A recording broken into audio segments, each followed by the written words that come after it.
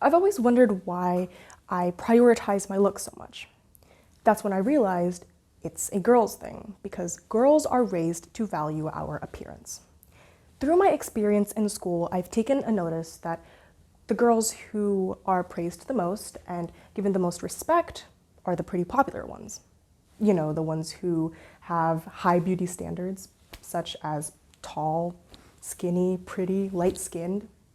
Yeah, the thing is, that supports that girls who are prettier have better lives, making it hard for us because we need to prioritize beauty because that's what society wants from us. But what about guys? Well, if you really think about it, guys don't really have as high beauty standards as we do, and it doesn't benefit them socially like it does for us. So that's why we see guys excel in things such as sports or intelligence, maybe even their public speaking, because in their minds, that's worth putting more attention to. But I feel like it's unfair that we are unable to do that. Instead, we are put in this bubble to prioritize our beauty and looks because apparently that's what society wants. And we're not able to explore our abilities and other qualities without being judged and questioned. That is why today, I, Khaira, Zalfa, Naila, will be giving you all a speech with the topic gender equality. All right, so let's get to business. First things first, men and women are different.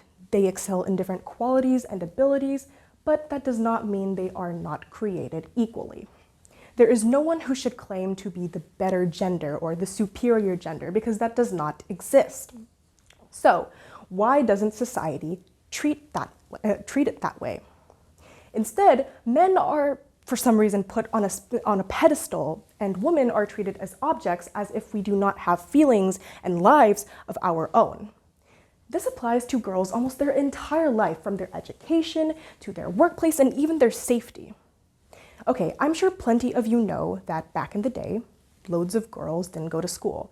Not because they hated school or were lazy, like loads of students today, but because of poverty, gender-based violence, and child marriage.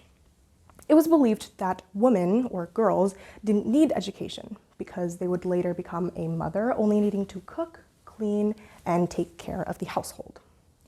Now, when I was researching on this topic, I was surprised to find that there are several girls who are still out of school today.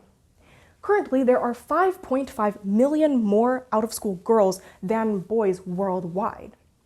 The thing is, education is a basic human right. Not only is it important to get a job and become successful, but it is also just a survival kit, and it will help us develop and grow as human beings. Plus, girls have big dreams and ambitions too.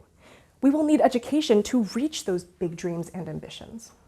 Not to mention, women also need to learn how to make a living for themselves, as well as get education to later on teach when or if they will have kids later on in the future. That is why education is such a priority and an essential thing for both boys and girls. Though the reason why so many girls don't have education is because they cannot afford it. That is why it is up to us to help them by raising more awareness on this and supporting, or if you can, donating towards communities and organizations that do help little girls get the privilege to get the education that they need.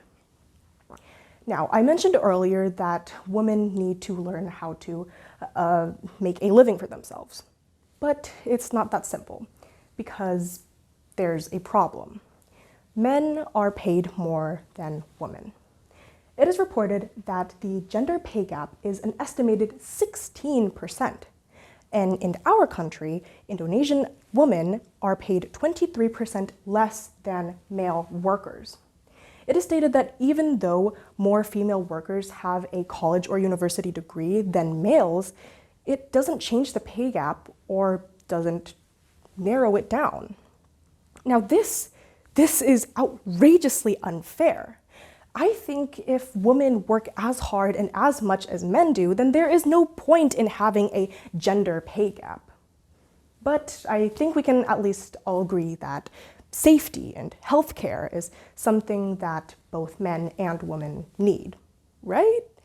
Apparently society doesn't think so. Did you know that women are 47% more likely to suffer from severe injuries during a car crash? Not because they're weak or lazy, or not because they're weak or clumsy, but because car safety devices are designed for males and are tested on male crash test dummies. In fact, they didn't even use female crash test dummies until 2015, and not even every brand used them. When they did, they would put it in the passenger seat, as if women are not behind the wheel, ever. As if that wasn't bad, women are also 1.7 times more likely to suffer from side effects in medication because the clinical trial to determine the proper dosage of medication are male-dominated trials. Even though females and males have different ways to process drugs. So the fact that society cares more about males on something as important and simple as healthcare and safety is just outrageously concerning and worrying. But as bad as society treats women, I think there is a certain problem that should be brought up towards the males, because this is very serious. Boys are told to not cry because it's apparently a sign of weakness. They're also told to not really share their feelings and seek for help. But this results into boys having more suicide rates because because their mental health is at risk with this.